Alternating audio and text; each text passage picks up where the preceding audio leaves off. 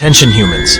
Why? Just why? This depiction of Spinosaurus was debunked almost a decade ago. Why are you still using this model? Did you get this from Monsters Resurrected? It's not even 2 seconds yet into the video. This guy is the Usain Bolt of giving inaccuracies. This is what an actual Spinosaurus looked like. This is not a drill. Dinosaurs have reappeared on our planet and are currently roaming around causing chaos. The most advanced scientific labs are trying to understand how this happened overnight. How is the dinosaur fire breathing? But until we have some answers, what the heck is this abomination? Here's what you should do. Since most of us only know a few select species of dinosaurs thanks to Jurassic Park. Jurassic Park is not a good source of information regarding paleontology. It's actually misleading. It's jam-packed with inaccuracies and outdated depiction of dinosaurs. For example, one who has seen Jurassic Park and doesn't know about actual paleontology can never guess that this is a velociraptor. The first thing we need to do is to be able to identify who's who.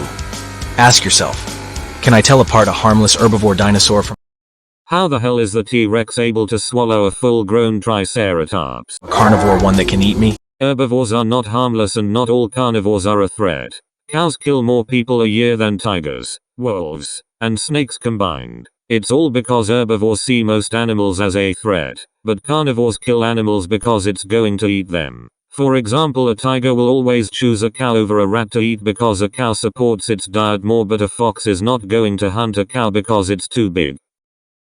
So a T-Rex would eat a triceratops or any larger animal that supports its diet rather than tiny humans, but a velociraptor or any smaller carnivorous dinosaur that is not too small would eat a human. But herbivores don't have time to think if it's a threat or not. If it's unfamiliar, the herbivore will kill it. The answer to this might save your life. No, it won't. Let's quickly review some of the most common herbivores. What do you mean by common? Make sure to memorize at least one feature of each dinosaur, so that you'll know them if you bump into them on the street. We've got the Brachiosaurus, for example. So it just so happens to be that the popular dinosaurs in pop culture are the most abundant dinosaurs in this apocalypse. They won't hurt you intentionally, but don't try to pet them because they are 100 feet long. They are 80 feet long. And I'm pretty sure that people would be scared of Brachiosaurus and run for their lives instead of trying to pet them. And why aren't you showing a Brachiosaurus? And why the heck are you showing that it was 130 meters long? If it was 130 meters long, it would be the longest animal to ever exist. And they might snap you with their tail. We are aware they are cute. Well, there is one thing we can agree on. But please control yourself. Then there's the Anchiceratops and Keyceratops. They're easy to identify because they look like rhinoceros. They look nothing like rhinoceroses. They're the height of an average-sized human. Keep this in mind. Also note, what the heck are you even showing here? Petting. We're not living in a petting zoo, people. The Atlascopcosaurus looks like a carnivorous dinosaur. It doesn't. But it's harmless. It is very what the hell is this? Fast. But don't go getting any ideas of trying to race it, please. The Dracorex might resemble a smaller T-Rex. Stop comparing everything to T-Rex, and you are using the Jurassic Park model of T-Rex, which is inaccurate, and Dracorex didn't exist. It was a younger specimen of Pachycephalosaurus. But he's a 100% herbivore. Don't get ahead of yourselves. Stop using the Jurassic Park model of T-Rex. It's inaccurate. It also has pronated wrists and it's shrink-wrapped. We're going to talk about the carnivorous dinosaurs very soon. Here's a list of things you shouldn't do with any of the previously mentioned dinosaurs. You should never, under any circumstances, offer them modern delicacies such as pizza or ice cream. No sane human being would give a non-avian dinosaur pizza or ice cream, you dumb moron. This stuff is bad enough for us humans. We don't need a bunch of larger-than-life animals getting stomach aches. Also, don't try to domesticate them as your pets. Their behavior is unpredictable. We managed to domesticate a strand of wolves that we now call dogs, but I think we just got lucky on that end. It might not work with dinosaurs. Oh, and speaking of dogs, it might be good to keep them off the leash for a while. Instead, try carrying them in a nice backpack. Why though? Like if carrying them would save them from getting killed by non-avian dinosaurs.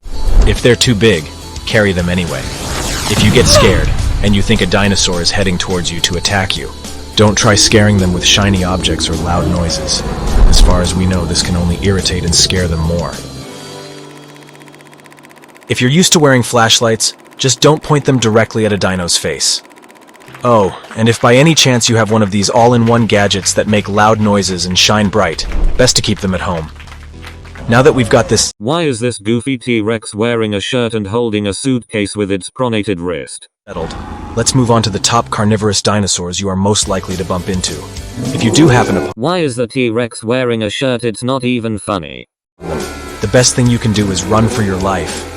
The odds are that these dinos will be faster than you, so you have to run inside somewhere you'll be able to lock the door and keep You are not even showing dinosaurs right now. safe. Deal?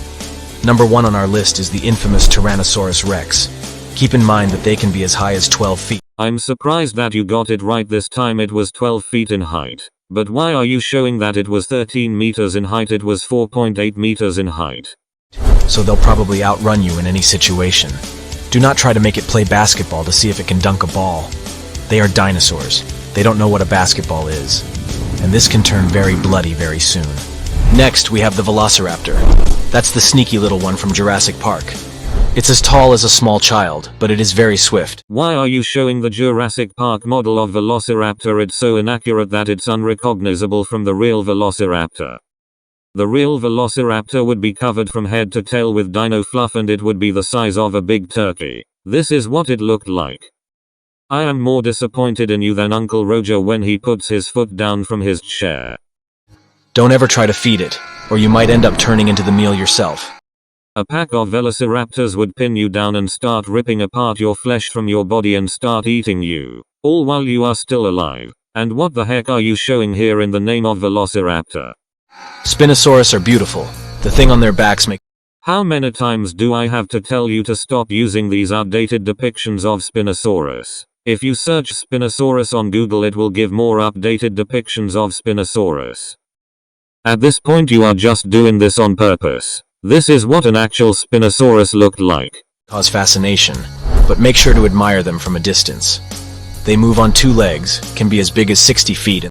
It's 46 to 59 feet or 14 to 16 meters in length, and why the hell are you showing that it was 118 meters long? Are you out of your freaking mind? Their teeth are blade-like. What on earth are you showing here? All you need to know. This little dinosaur may look as harmless as a bird, but it is extremely dangerous. First, because it flies. Second, because it's cute. And third, because it eats meat. The Confuciusornis, Confuciusornis. All birds eat meat. They are all omnivores, and Confuciusornis is not a carnivore. It's an omnivore, but it mostly ate seeds and fruits and sometimes insects, fish and dead animals. It would be scared of a human and fly away like other small birds. Yes, might try to come inside your window when you least expect it. Since these ones are so sneaky, we recommend using some type of arm protection, like these arm sleeves that can block any possible bites, or even a leather one that is thick and resistant. Now that we've covered the basics, we need to develop an action plan. What are humans going to do on this newly crowded planet? Are we going to settle for sharing Earth with dinosaurs? Or are we going to think of a plan to transport them all to another planet? The first one is the most plausible. Let's take the first scenario as an example. We have a few options in case we decide to let dinosaurs roam freely around us. We could build a dino dome around cities. Or just make a forest for them to live in. Imagine a huge, thick glass dome that covers big and small cities alike. They're connected by super technological tunnels and suspended highways. This way, we could keep our day-to-day life separated from dinosaur threats. Of course, until we're able to build them, we would have to limit the time spent outside. Forget about a car, or even plane rides. Cars are easily destroyed by any of the major species of dinosaurs, and in planes, we would probably bump into flying pterosaurs, which wouldn't be a nice thing.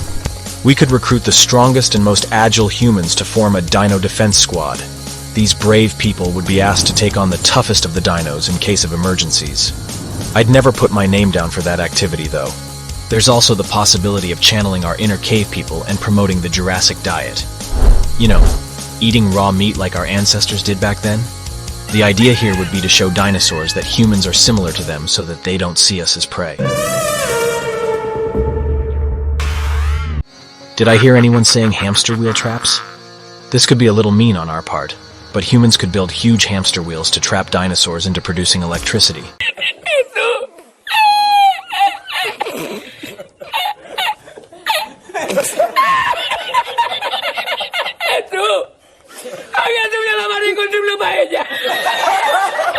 You know, This way they would get stuck into an endless and repetitive wheel, serving our purposes until they exhaust themselves completely. Another option would be to build personal hamster balls for every human living on our planet. That way we could move around safely from dinosaur threats.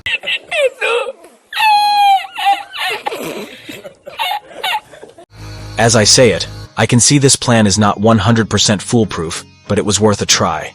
Now say we decide to transport them all to another planet.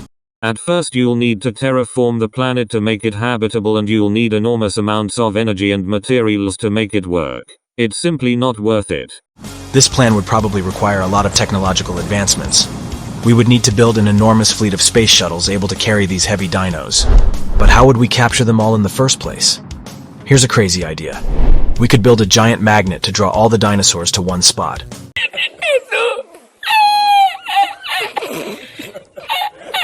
Dinosaurs are not made of ferromagnetic materials, so they are not attracted to magnets, and even if we tied iron chains to their bodies, no magnet on Earth is strong enough to pull a freaking sauropod. This way, electromagnetic waves would be the only ones responsible for pulling the dinosaurs somewhere near the shuttles. Another option is building a huge network of trampolines. Think of it like a real-life game of Frogger. This way, dinos would bounce all the way to the departure station.